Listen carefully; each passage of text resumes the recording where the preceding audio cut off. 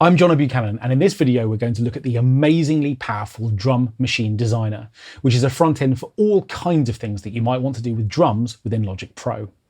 What I've got here is an empty channel strip. No instrument has been assigned to it. And what I'm going to do is to open the library over here on the left-hand side, and from here I can then click on Electronic Drum Kit. Now what this is going to do is to allow me to load a kit of my choice, and just in case your display looks a bit like mine, where you have some names that are available and others with little download buttons next to them, what this is showing you is that there is more content that you can download, and there are lots of kits within Drum Machine Designer. So at some stage download that extra content either on a per kit basis or just grab them all at once, so you've got lots of options. I'm going to grab this kit, which is called Beat Machine, and when I do that I'm going to see that the channel strip updates, allowing me to see Drum Machine Designer has been loaded here, and actually there are some other effects further on down within this channel strip that's been loaded as part of this kit. We're not going to worry about those for now. I'm just interested particularly in Drum Machine Designer. And to start with, I'm actually just going to close the library back down so that when I click on Drum Machine Designer, I can see it really clearly. Let's just put it here right in the middle of the display. So Beat Machine, the kit that I've selected, I can immediately see is broken down into separate individual pads. And each of these individual pads can either be auditioned directly one at a time. Here's the kick and here's the snare. Or of course, these sounds are mapped to my keyboard. So the kick is on C1 and that snare is on D1. So I can go through and I can play all of the sounds that are mapped to this particular kit. But what we're going to do to start with is to focus on what actually is in each individual pad. Let's select the kick drum again, so I can audition it here, but I can also click on this pad so I can see exactly what's going on. Now what we can see straight away is that what this kick is triggering is a sample which is effectively borrowed in from Logic's Quick Sampler. And the pages that are within Quick Sampler are available directly to me here within Drum Machine Designer. Effectively, think of this as almost as a skin, which is pulling in lots of content and giving me a sort of front-end control over each individual sound at a time. So here I've got a chance to manipulate the sound in a number of ways. Here is the original waveform that's been borrowed in for this particular sound, so we can see that here for the kick. And here in the Quick Sampler detail, I've got control about various things to do with this sound. I could introduce LFOs, or I could change the overall pitch, and I can decide how the filter is going to behave. So as I play this sound through,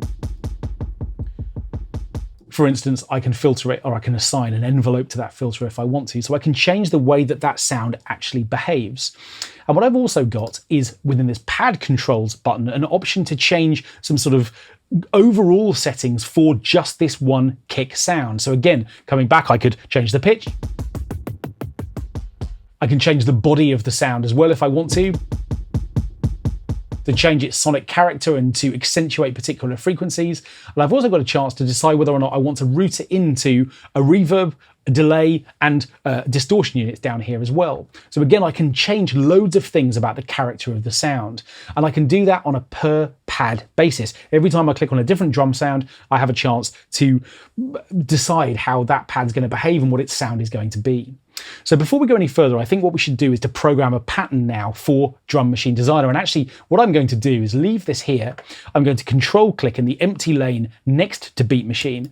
And what I'm going to do is to create a pattern region.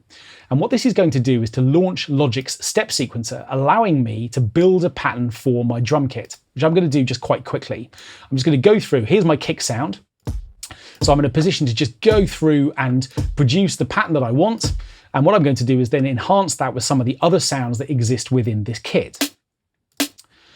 So what I'm going to do is double this snare drum and maybe put a click just as a sort of anticipatory moment before that snare. I could maybe layer that with a clap sound, and we'll do the same thing here as well. And then what I can also do is to just drag across a whole series of individual cells to create a running pattern of hi-hats, for instance. And I might then decide to punch a few little holes in this pattern so we just get a little bit of variation. Okay, for now I think that will do. Let's just put a loop around that area and just see how that sounds.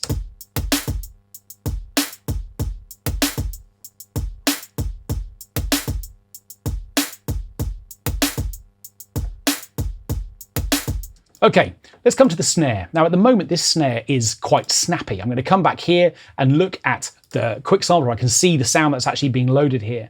What if I want to swap this snare, maybe for a different sound from a different kit? Well, what I can do again is to hold down the control key and open the library. Now, the library was where we found the kit in the first place, where we loaded the Beat Machine kit. But what's going to happen now as I come back to the library is you can see that now that I've selected a specific pad, what I'm looking at now is a group of sounds that are specifically in the snares folder. Again, there are plenty more here for me to download. But what I can now do is to swap this particular snare out, maybe for another one. I'll choose this Jagged Edges kit instead. And that's giving me this more kind of rim shot type of sound. I can go through and audition some other sounds here as well.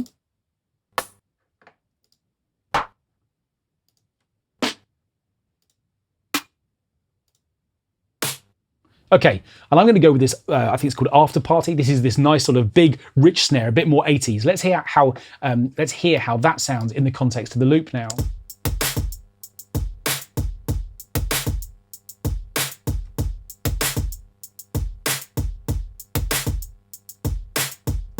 Okay, good. So now that I've got a sound that I like, of course, I can come back to its pad controls, and I can, of course, enhance things about it as well. I could maybe detune it a little bit so it's a bit deeper.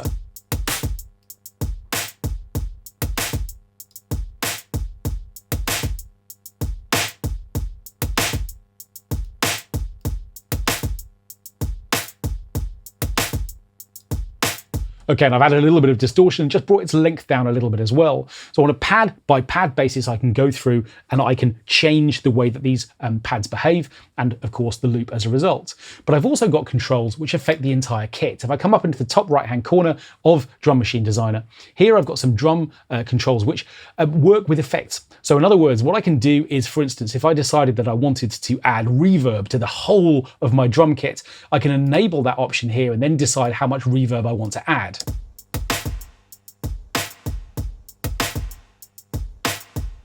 Similarly, I've got filters available here as well, so I could cut out the low end.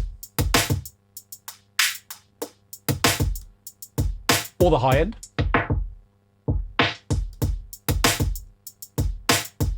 So these kit controls are affecting the entire Drum Machine Designer kit that I'm putting together. And by the way, if I then create a kit that I want and I like the sounds that I've put together, I'm in a position to save those here by pressing the save button. And now I can save my new drum kit. This one is obviously Beat Machine, that's taking its name from the preset that I loaded, but I can create a new name and save it here if I want to. So now we've got a pattern, but what we're going to discover is that the track onto which this pattern has been created isn't an individual track at all, it's actually a track stack.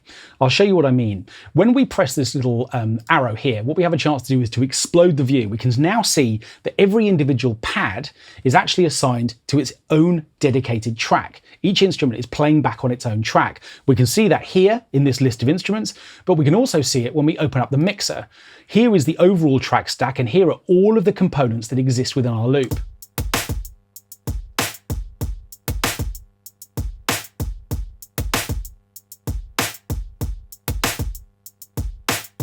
So if I wanted, for example, to solo just the kick drum, then I could do that. And obviously what I've now got is a series of insert and auxiliary effects which can be applied to just this kick because it exists as a track in its own right. So if I wanted to, I could adjust its volume, for instance. Now what this means is that if I come, for example, to the kick part, which is here, we can see the individual pad as we arranged it and as we put it together. But what I can now see is the individual instrument component that is playing this sound back. We already know that it's coming from the quick sampler because we saw that within Drum Machine Designer itself. But if I want to, I could swap this. I'm going to do that. I'm going to swap it for Logic's drum synth. I'm going to swap it for a stereo version of that. And what's going to happen now is that Drum Synth, this new Drum Synth plugin, is now going to be controlling the kick instead of the sampler track, which was there originally. And I can see that Drum Machine Designer has updated that information. Instead of showing me now the quick sampler and the controls that I had there, instead, Drum Synth has been brought into Drum Machine Designer, ready for me to configure its sound here instead. So let's press play and we'll hear that the kick drum is now very different.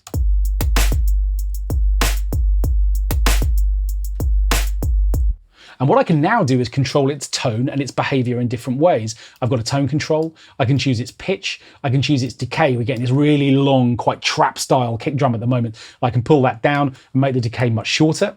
And again, I can change its shape and maybe its saturation as well to give it a little bit of extra harmonic footprint.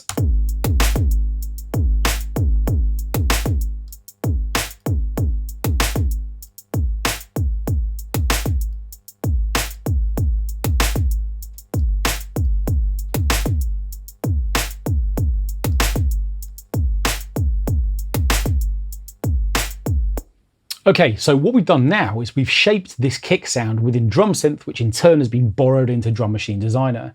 Now remember, just in case you're getting a little bit lost, we can go even further here because in addition to the Drum Synth instrument, of course, I've got all of the plugins available within Logic available to me too.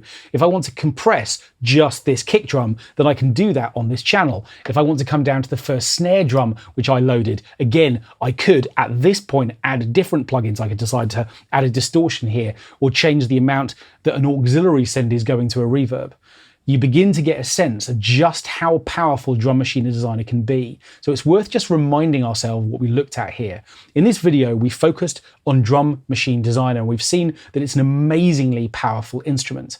We started by loading a kit from the library, and that loaded an individual sound onto all of the pads within Drum Machine Designer itself.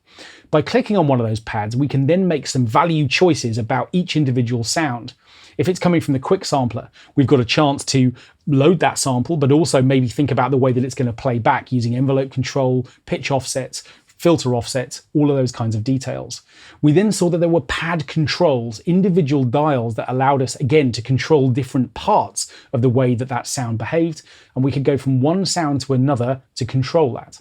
We then created a pattern which played back a number of sounds within our designated kit directly on the track stack that's created every time we set up a new Drum Machine Designer kit.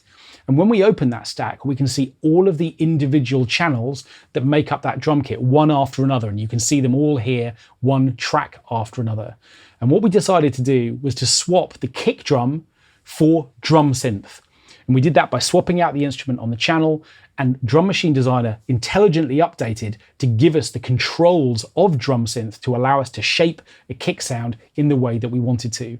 And now we've just begun to see that, of course, every single track within a Drum Machine Designer kit can, of course, benefit from further insert and auxiliary effects as well. Clearly, this is an amazingly powerful instrument.